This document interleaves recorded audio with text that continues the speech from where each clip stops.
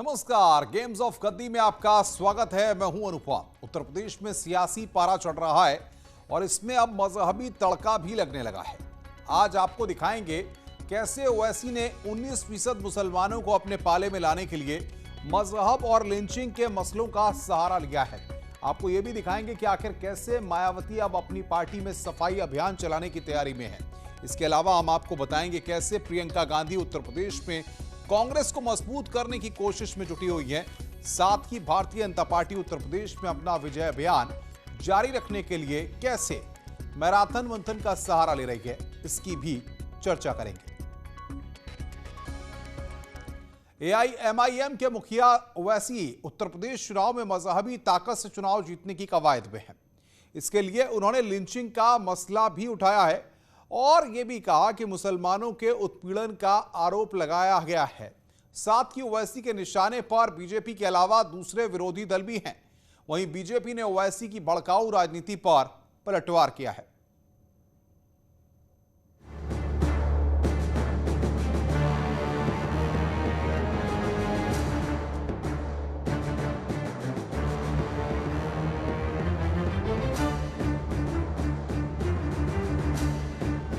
उत्तर प्रदेश में अपनी सियासी जमीन मजबूत करने के लिए एआईएमआईएम चीफ ओवैसी ने मजहबी कार्ड खेला है। बाराबंकी की रैली में ओवैसी ने लिंचिंग के पुराने मामले याद दिलाकर खुद को मुसलमानों का सबसे बड़ा रहनुमा साबित करने की कोशिश की। 2014 से हम देख रहे हैं कि कभी मॉब लिंचिंग के नाम पर खास तौर से मुस्लिम और दलितों को निशाना बनाया जाता है।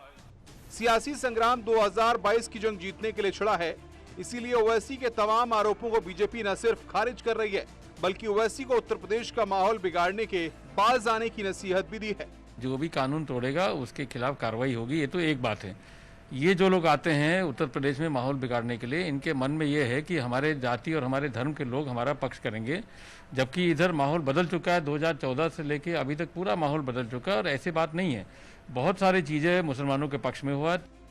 लिंचिंग का हवाला देकर ओवैसी अपने पक्ष में माहौल बनाना चाहते हैं। साथ ही उन्हें देश का सेकुलरिज्म भी खतरे में नजर आ रहा है। जब से इस मुल्क के प्रधानमंत्री नरेंद्र मोदी बने, एक मंसूबाबंद तरीके से इस मुल्क के सेकुलरिज्म को कमजोर करने की पूरी कोशिशें की जा रही हैं। जब से नरेंद्र मोदी की हुकूमत बनी उस वक्त से ये पूरी कोशिश की जा रही है कि भारत का ये जो सेकुलरिज्म है, भारत की जो खूबसूरती है भाईचारगी की, उसको तब्दील करके इस मुल्क को एक हिंदुत्व राष्ट्र में तब्दील किया जाए। ओवैसी उत्तर प्रदेश की 100 सीटों पर अपनी पार्टी के उम्मीदवार उतारने की तैयारी कर रहे हैं, इसीलिए वो जगह जगह सभाओं के जरिए समीकरण साधना चाहते हैं। लेकिन बीजेपी को लगता है कि सिर्फ चुनाव में उत्तर प्रदेश आ रहे नेताओं को राज्य की जनता का समर्थन नहीं मिलेगा। परंतु मुसलमान भी अब जाग गया है। उसको भी अच्छी तरह मालूम है कि चाहे वो समाजवादी पार्टी हो, चाहे वो बीएसपी हो, चाहे वो कांग्रेस हो, चाहे ओवैसी जैसे पार्टी जो अब इधर आ रहे हैं और इसी समय आ रहे हैं जब 4.5 साल कहीं नहीं दिखाई दिए और आज इस समय आके अपनी बात को कह रहे हैं और चाहते हैं कि हमको पूरा समर्थन मिल जाए, तो मुझे लगता है पहले जैसे बात नहीं रह गया है। आम आदमी इस देश में जागरूक हो गया। आम आदमी को सुविधा चाहिए। सबके अपने दावे हैं और सबकी अपनी रणनीति है। ओवैसी का मकसद राज्य के मुस्लिम मतदाताओं को रिझाना है, इसलिए वो बीजेपी के साथ साथ तमाम विरोधी दलों पर भी हमलावर हैं। ये जुल्म करने वाले जानते हैं कि बीजेपी की सरकार उनको खामोशी से पीछे दरवाजे से उनकी मदद कर देगी, मगर जहां पर ये जुल्म होता है जो भारत के संविधान के खिलाफ है, जो भारत को कमजोर करने की एक साजिश है, ये नाम निहाद सेकुलर पार्टी कोई आवाज नहीं उठाती।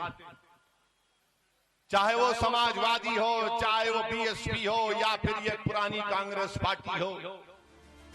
उत्तर प्रदेश चुनाव में जाति और मजहब की राजनीति हमेशा हावी रही है, इसीलिए ओवैसी इस बार हिस्सेदारी के नाम पर 19% मुस्लिम वोट को अपने पाले में लाने की कवायद में है। हम बराबरी चाहते हैं, हम हिस्सा चाहते हैं, हिस्सेदारी चाहते हैं। अगर 11% यादव मुख्यमंत्री बना सकते हैं तो क्या 19% मुसलमान अपने 19 एमएलए मजलिस के नहीं कामयाब कर सकते?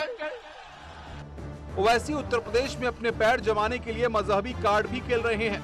वोट बैंक का ध्रुवीकरण कैसे हो, इसके लिए उन्होंने हर मुमकिन कोशिश की है, मगर उन्हें कामयाबी मिलेगी या नहीं ये कहना मुश्किल है, क्योंकि देश के सबसे बड़े सूबे की सियासत में कई मोड़ हैं और कई रंग भी हैं।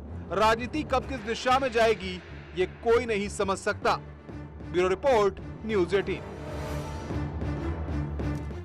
बीएसपी अध्यक्ष मायावती पार्टी की छवि सुधारने के लिए मूर्ति और स्मारक से तौबा करने के बाद अब माफिया से किनारा करना चाहती हैं। अटकलें हैं कि जल्द ही अंसारी परिवार को पार्टी से बाहर का रास्ता दिखाया जा सकता है और इस पर भी अब सियासत तेज है।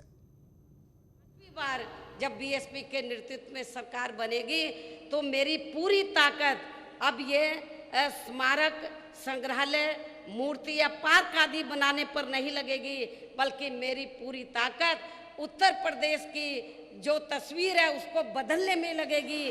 तो पूरा देश ये कहे, पूरा दुनिया ये कहे कि शासन हो तो बीएसपी की तरह शासन होना चाहिए।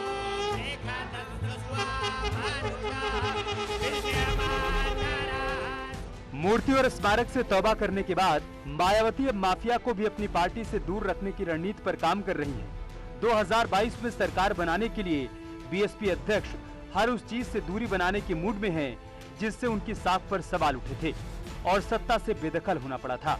2012 के विधानसभा चुनाव में मिली हार के बाद मायावती यूपी की राजनीति में अपनी पकड़ बनाए रखने के लिए संघर्ष कर रही हैं। इसीलिए इस बार वो कोई मौका नहीं चूकना चाहती। चर्चा इस बात की है कि मायावती का हंटर सबसे पहले मुख्तार अंसारी के परिवार पर चल सकता है, यानी सांसद अफजाल अंसारी और विधायक मुख्तार अंसारी को वो पार्टी से बाहर का रास्ता दिखा सकती हैं। खबर है कि मुख्तार के भाई सिकबतुल्ला अंसारी के समाजवादी पार्टी में शामिल होने से मायावती नाराज हैं। हालांकि मायावती की सियासत के इस नए अंदाज पर विरोधियों को तंज कसने का मौका भी मिल गया है। चाहे समाजवादी पार्टी हो, चाहे बहुजन समाज पार्टी हो, ये सत्ता में फायदा लेने के लिए किसी को भी अपने दल में शामिल कर लेते हैं और जब उनका उपयोग खत्म हो जाता है तो उनसे किनारा कर लेते हैं। अंसारी परिवार हो या अतीक अहमद का परिवार हो, ये कभी समाजवादी पार्टी में चले जाते हैं, कभी बहुजन समाज पार्टी में चले जाते हैं और जनता समाजवादी पार्टी और बहुजन समाज पार्टी दोनों को समझ चुकी है कि किस तरह से अपराधी, गुंडे और माफिया इन पार्टियों में स्थान पाते रहे हैं। चुनाव से पहले मायावती का मकसद समाज के हर तबके में अपनी छवि साफ सुथरी बनाने की है। इसीलिए वो तमाम दाग साफ करने की मुहिम में जुटी हैं। प्रबुद्ध वर्ग सम्मेलन के जरिए भी बीएसपी ने सोशल इंजीनियरिंग की कोशिश की थी और अब दागी नेताओं को हटाकर मायावती अपने दल को नया रूप देना चाहती हैं। चुनाव में हर राजनीतिक पार्टियां रणनीति अपने अपने हिसाब से बनाती हैं। किसको वो पार्टी में शामिल करेगी, किसको पार्टी में शामिल नहीं करेगी, ये पार्टी का अपना व्यक्तिगत मामला होता है। लेकिन उत्तर प्रदेश की जनता ने इस बार तय कर लिया है कि 2022 के चुनाव में वो समाजवादी पार्टी को आशीर्वाद देगी और भारतीय जनता पार्टी को सत्ता से उखाड़। मायावती अपनी पार्टी की सरकार को हमेशा से ही बेहतर कानून व्यवस्था देने वाली बताती रही हैं, लेकिन बाहुबली नेताओं को टिकट देना उनकी रणनीति पर सवाल खड़े करता रहा है। शायद इसीलिए इस बार उनकी कोशिश साफ सुथरी राजनीति का संदेश देने की है। अब देखना होगा कि वो अपने मकसद में कितना कामयाब हो पाती हैं और इसका उन्हें कितना फायदा मिलता है। Bureau report, news 18।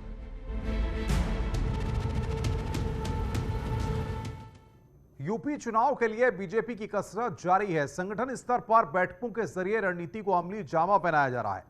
सरकार की उपलब्धियां जनता तक कैसे पहुंचाई जाएं और भविष्य में कैसे कामयाबी हासिल की जाए, इसके लिए लखनऊ में मैराथन मंथन किया गया।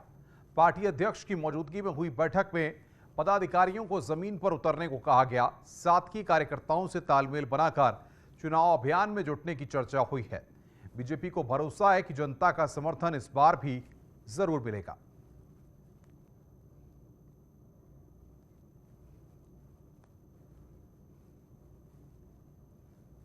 संगठन की अपनी एक परंपरा है कि नियमित बैठकें चलती हैं, क्योंकि इन बैठकों और कार्यक्रम से ही कार्यकर्ता का निर्माण होता है।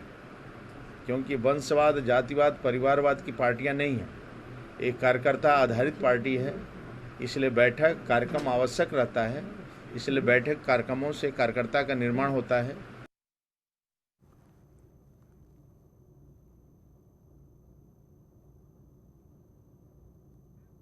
उत्तर प्रदेश में जीत हासिल करने के लिए संगठन और सरकार मिलकर जनता के बीच जाने की तैयारी में है।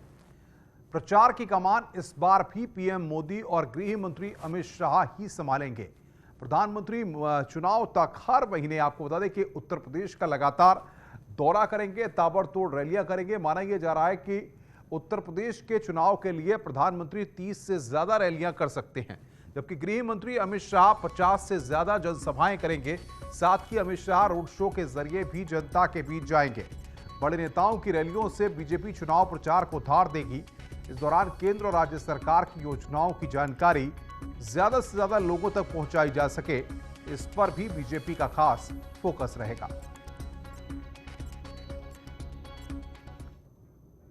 गेम्स ऑफ गद्दी में रुक रहे हैं यहां पर एक ब्रेक के लिए। ब्रेक के बाद जल्द हाजिर होते हैं।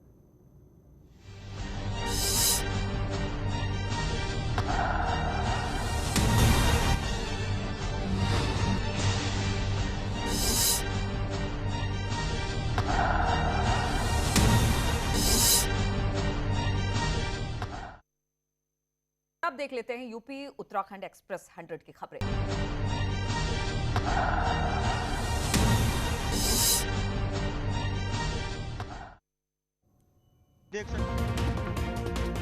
दो दिवसीय लखनऊ दौरे पर पहुंची प्रियंका गांधी 2022 की तैयारी पर करेंगी मंथन। कल और परसों कार्यकर्ताओं संग करेंगी अहम बैठक। असदुद्दीन ओवैसी ने ट्रिपल तलाक कानून को लेकर सरकार पर साधा निशाना। लिंचिंग को लेकर भी उठाए सवाल। मुसलमानों को प्रताड़ित करने का आरोप। मुख्तार अफजाल अंसारी को बीएसपी से हटा सकती है मायावती। पार्टी विरोधी गतिविधियों में शामिल होने का आरोप। अंसारी बंधुओं को बीएसपी से निकाले जाने पर एसपी प्रवक्ता अनुराग भदौरिया का बयान। कहा सियासी पार्टियों के अंदरूनी मामलों पर एसपी पार्टी नहीं करना चाहती टिप्पणी। बीजेपी सांसद मनोज तिवारी ने राहुल गांधी पर कसा तंज। कहा केवल चुनाव के वक्त आती है भगवान की याद। डिप्टी सीएम केशव प्रसाद मौर्य ने किसान पंचायत को बताया चुनावी पंचायत। विपक्ष पर भी साधा निशाना। उन्नाव में मंत्री महेंद्र सिंह का बयान। कहा 2022 में 350 से ज्यादा सीटें जीतकर सरकार बनाएगी बीजेपी। सीतापुर में कांग्रेस प्रदेश अध्यक्ष अजय कुमार लल्लू का बयान। कहा एसपी और बीएसपी देख रहे हैं मुंगेरी लाल के हसीन सपने। उत्तराखंड में दलबदल की राजनीति तेज से। कांग्रेस और निर्दलीय विधायक जल्द ज्वाइन कर सकते हैं बीजेपी। सूत्रों के हवाले से खबर। ऊर्जा मंत्री श्रीकांत शर्मा ने मेरठ में की सरकारी योजनाओं की समीक्षा। कहा हर तबके के लिए काम कर रही है मोदी और योगी सरकार।